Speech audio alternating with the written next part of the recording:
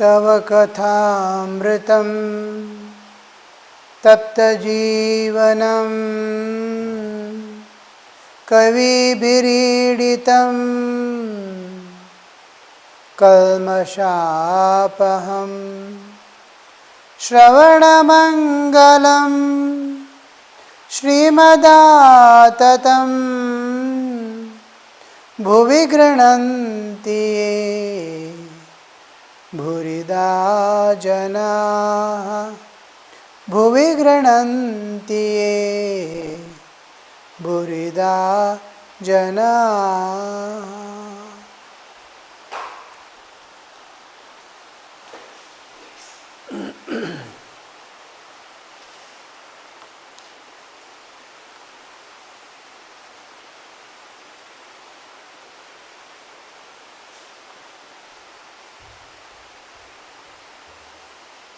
The last stanza.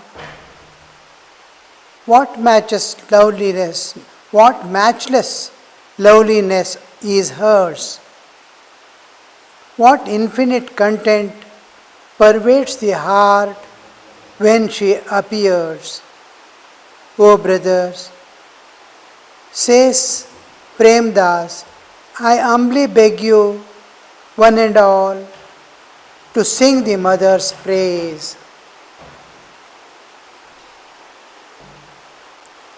What matchless loveliness of hers. What do we call loveliness? What is loveliness? Where do we see commonly loveliness? Only in newborn babies. Loveliness is what inspires the soul independent of the situations and placement of the individual. Loveliness is a kind of inspiration to the soul to intimately feel oneness. I don't have anything that obstructs my vision, and it has nothing secretiveness or hiding or knowledge.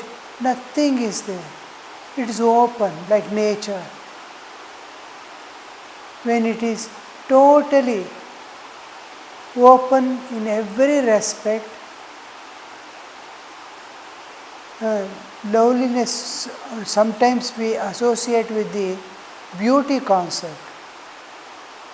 Beauty, handsomeness is different from loveliness. Loveliness we see exclusively in small babies, infants, and that loveliness, total freshness, sometimes you will not see the beauty at all. The baby, infant may not be beautiful, may not be handsome, but it is lovely because its mind has not put any screen over itself. It is as it is, without any limitations, breakage, nothing. It has not covered anything, it has not projected anything. It is what it is. Then only the question of loveliness. Mother, the Divine Mother, is explaining about the Divine Mother.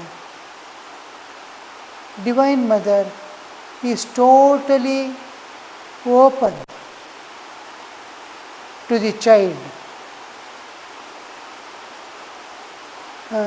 Child sees all the loveliness in mother, and mother sees all the loveliness in child. Both understand each other. Mother is totally open to the infant. Infant is totally open to the mother, and this develops a kind of total dependence for security, for everything, for sustenance and security. The child wants only two things: security and sustenance. To sustain life, it wants little food, and it will be protected from all things. And that mother is able to give all that, seeing that loveliness in the child. Slowly that loveliness gets screened. Once it starts understanding the other is able to understand me, they are understanding me, they are judging me, they are seeing me, they are looking at me, just looking at me, they are looking at me, the child starts understanding. Already it has put a screen upon itself. It wants to smile. It doesn't want to smile. It has already put restrictions on itself. With some it will start smiling, with some it doesn't smile. When anybody comes, it will hide its face towards mother. All this that loveliness is gone. But its radiations continue even early childhood. Whatever it does, we feel lovely.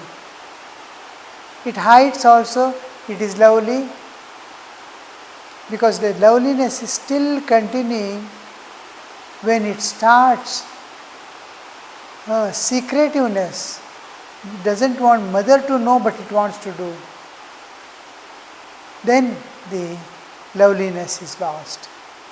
Now external skin beauty only, which is skin deep. Beauty is skin deep. Loveliness comes from the heart, from the core of the existence. And mind and everything is becoming now applying screen. It wants to project its image in a particular way to the world, to the people. Each it wants to have a particular type of relationship and all that. So the loveliness of mother, actually in Bengali terms, are entirely different. Aha, mori mori. It is such a lovely thing that is making me dissolve. Oh, I am getting lost, I am getting lost. Aha, mori mori. I am not there. I am looking at thee. I am not there. I am dissolving. So that expression is there. And that is what is being expressed here. Ha mori mori. What a matchless loveliness is hers. What infinite content pervades the heart when she appears. What infinite content it presents. The term used in Bengali is Judai Pran. The Judai is a special term used in Bengali exclusively in poems, poetry and poems, songs. Judai te cha kotha jura kotha hote ashi kotha bheshe jai. Judai te cha. Judai is becoming all things, pacifying and coming to, just like fire is burning, as it burns down slowly, it quenches by itself. Oh, agun judiye gelo. Mother serves hot rice. The child khichdi. Children want to eat. They go and put the hand. And by the time they touch, they understand it is very hot. Then they look at the mother's face. Then mother comes with a fan. With a spoon she will spread, and with fan she will cool it down and tell, Judai gelo ekon khe now. It has become quenched. The heat has got quenched. So what quenches us? What quenches? Everything is burning. Senses are burning. Mind is burning. Body is burning. Everything is burning within. Because it wants to enjoy the world which it is not getting. Tapona tapta, vayameva tapta. So that is burning. So all that he was aspiring for in this world, all accomplishments, all that, what he has acquired, he may be a doctor, a surgeon, and so many qualities, so many things. Everything has made a upadhi, a limitation. It has put a limitation on that person. I am good, yes. One more limitation. I am bad, one more limitation. I have got these qualities, I am learned, I am this, I know. Everything becomes a, and these are burdens that the soul is carrying. I don't know, one person is telling and carrying, another person, I know he is carrying. And this, all these are burden he is carrying. He has read whole scriptures, all Upanishads, he is carrying that. I have read. I know Upanishads. Another, I have read complete works of Vivekananda. Yes. All this becomes a burden. When to unburden all this and the desires burning within, when to release all that and the true light shines that makes me understand I am immortal, I am spirit, I am pure being. Continuously. This all thing getting released. Yatishwaranandaji will be going somewhere. He is way in Germany. His car hits another car. I don't know how many cars were there. Whole Germany there must have been very few. In those days, 1936. And they are going somewhere and the car dashes and it takes 3 hours to again start and take it out. He writes in the diary, I started thinking, why did this happen? Am I truly going for God's work, or is there any hidden desire within me, known or unknown? See, he is a realized soul who has the knowledge, direct experience of the Savikalpa and Nirvikalpa, and he is writing this for what we don't know in his diary. Am I going? Then I felt very sorry. It is Thakur's vehicle, Thakur's money, Thakur's this one. Why did it happen? Then after coming back, he finishes his work for which he had gone. Night coming back, leaves the vehicle outside, enters the ashram, his evening prayers, all that he completes. But his heart is restless. Oh, what is this? Then he says, so much of strain was there in my mind after this. I was seeing, what am I doing? Where am I? then all the people that were associated with me, all activities that were going on around me, everything I offered at the feet of God, including individually the devotees who are associated with Thakur and the mission, whoever is in contact here or elsewhere. Some are in India, some he has initiated many of the people. All those individually I offered at the feet of God. Then I was totally relieved. I could clearly experience the total presence of Thakur, and I became completely refreshed again to do the work of the Master again. This is Judiegelo. All has become quenched. The inner burning and all that has become quenched. So this quenching is what is here told. What infinite content pervades the heart when she appears.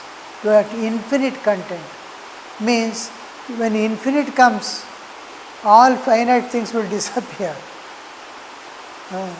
Here so many people are there.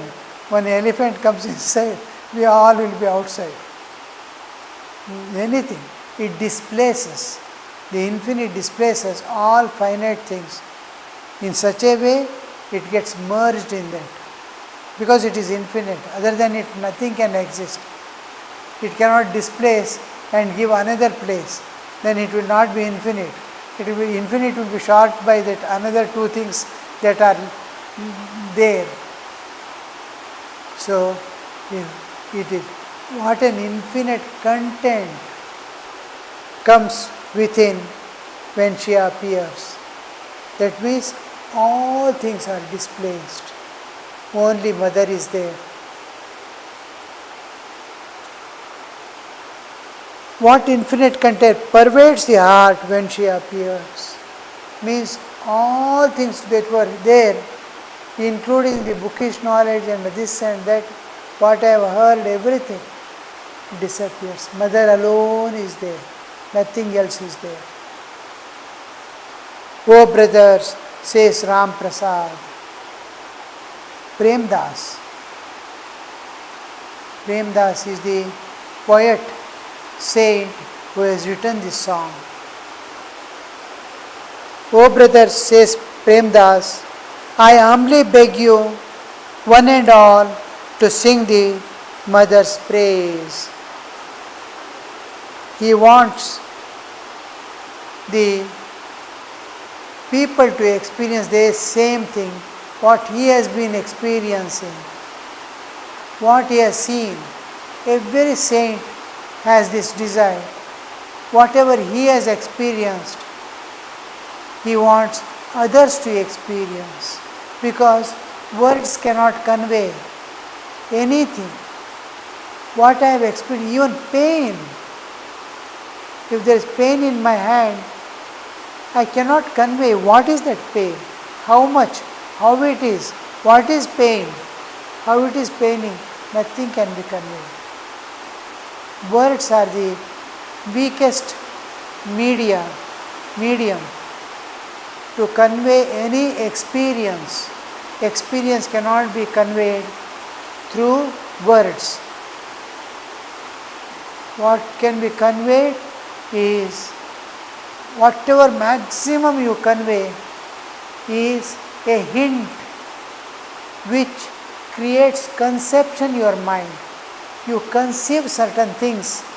I go on telling about my God experience, what all we have seen all these days in those songs. He goes on telling in various ways, he tries to present. The words hint at that, and hinting understanding is made in the hearer's mind. A conception formation is there of the ideas concerning that reality which the experiencer wants to share with the other to get experienced. So this here it is only hinting. Ramdas, Premdas, Premdas, I humbly, O brother, says Premdas, I humbly beg you one and all to sing the mother's praise. We see even in worldly life, why parents are very particular that their children, they know the suffering once they enter into the family life or anything. They have to suffer, business, certain business, politics. Many people don't want their children to experience what they have experienced, but still hope without that they may experience this life. What I have undergone, torture and suffering, he may not get, but is inevitable. It is other side of the coin. Both sukha dukkha has to be there, or you have to eliminate or renounce both sukha and dukkha. If you accept praise, you have to accept the blame. If you don't accept the praise, you will not accept the blame also.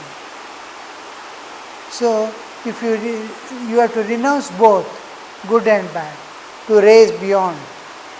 You can't expect only good to be there and bad to be. So, when you see in the worldly life also, whatever they have experienced, they want to give to the others also. There is one story, it is raining outside heavily. Similar rain was there.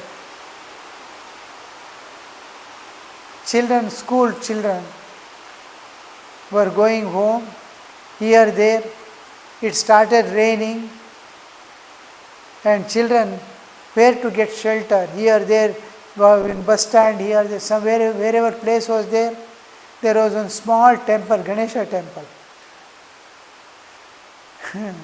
And some children went inside the Ganesha temple.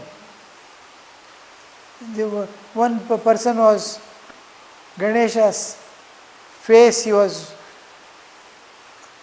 moving the hand upon, another was touching the head of Ganesha, Pujari is not there, another was pressing the feet. One boy put his finger in the navel of Ganesha. Suddenly he removed and then told, everybody looked at his face. He looked. He said, "Boy, it's so cold inside.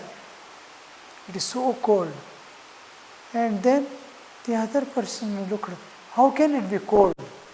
It's raining outside, but I don't know, it's extremely cold inside. They got curious. Another went and put the finger. And again immediately he removed. And then he said, "Oh, yes, it's very cold, very cold, very cold." He started coming out. Another went and told. There was one scorpion inside, which was biting. This boy thought, I have been bitten. Why should the other boys be free from biting? And everyone goes and gets a biting. It stings. And then he comes on. What he experienced, though it is painful and harmful, he wants the other to experience. So this Premdas also here in this song, the saint poet, he wants others to experience. He says, go on calling on Mother. Her glory you repeat and tell Jai to her. Victory be unto you, Mother. Victory be unto you. Then what happens? They start contemplating. As they praise the Divine Mother, they contemplate on her various aspects, various glories, and slowly develop the love of God and get released from the worldly bindings. And then they evolve, spiritually evolve. There is in everyone the same spiritual existence is there, and how that spiritual existence with which we came, though we were minute a spark of that absolute, it is absolute. Spark of fire is fire only. That spark, when it came, it did not have anything of the world, and how that slowly developed, because consciousness has got three important things: Icha Shakti, Kriya Shakti and Jnana Shakti. And once it comes into the creation, it wants to go back to the source, because its source was its home, where it enjoyed infinite bliss, eternal peace and freedom. And that freedom and everything has gone, he has become a beggar. He wants to attain. That desire to attain, he catches the world. The moment he catches, manashashta anindriyani prakritisthani karshati mamaivamsho jivaloke. The moment it holds, the karma has begun. The senses are outward. It can see the world, it cannot see inside. It cannot judge. Mind cannot conceive that anymore.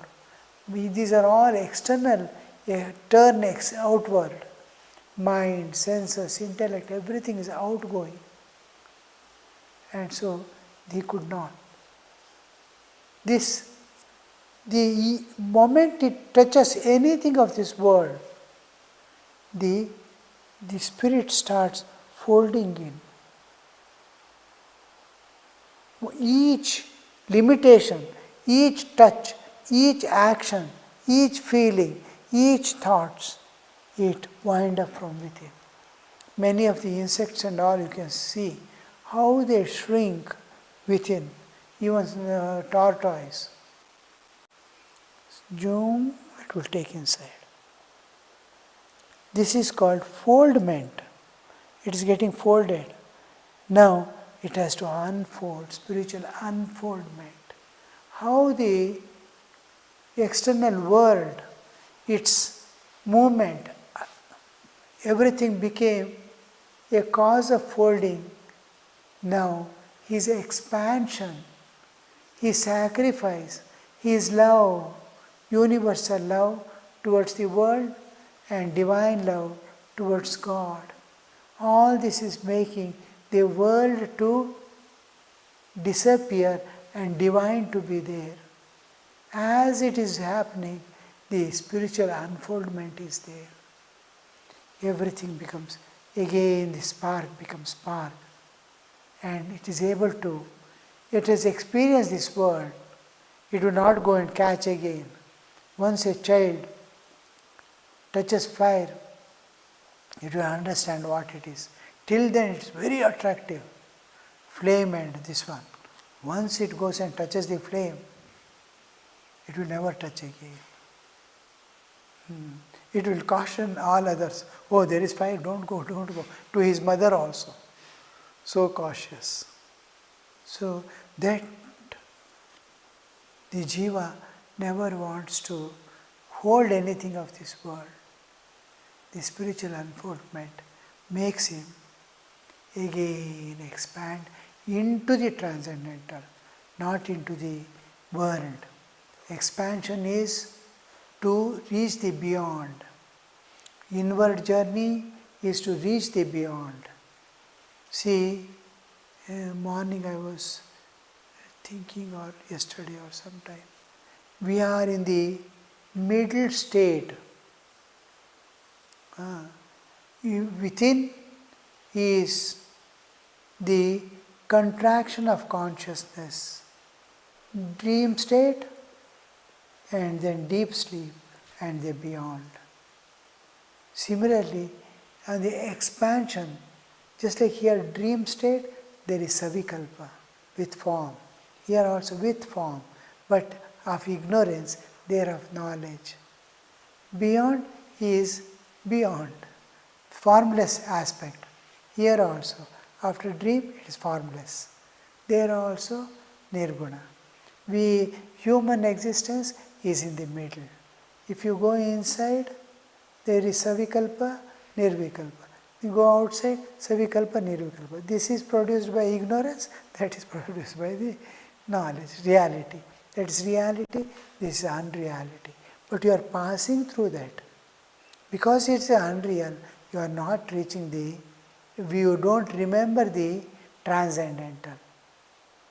Our consciousness is shrinking, their consciousness is expanding. We are human, our waking state is the middle, dreaming, deep sleep. Here, savikalpa, nirvikalpa. Similarly, plane of existence, we are in the center. Bhu, bhuva swaha mahajana tapasatya, atala vitala sutala talatala rasatala, patala. We are in the middle. Below also, there are lower planes of existence, there are higher planes of existence. So, you have to expand and reach, transcend instead of going inward. You are going, nature is taking and making you meet God every day. But we are in the same ignorance. As soon as we come, we identify with the body. Om Shanti Shanti Shanti Hari Om Tat Sat Shri Ramakrishna Arpanamastu.